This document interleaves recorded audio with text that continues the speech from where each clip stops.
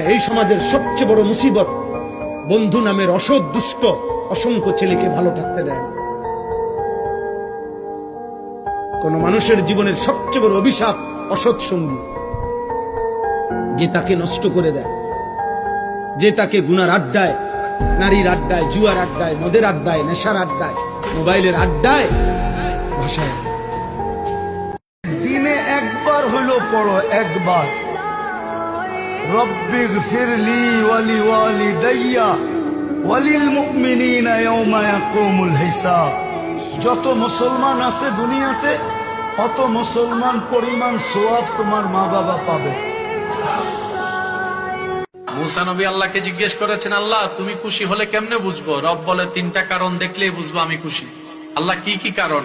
রব বলে, আমি যখন খুশি হই আকাশ থেকে বৃষ্টি নাজিল করি, আমি যখন খুশি হই ঘরে মেহমান পাঠাই, আমি যখন খুশি হই তখন আমি ঘরে কন্যা সন্তান পাঠাই। আল্লাহ বলছেন টেনশন করো না, কষ্ট পেও না, তোমার রব তোমাকে ছেড়ে দেননি।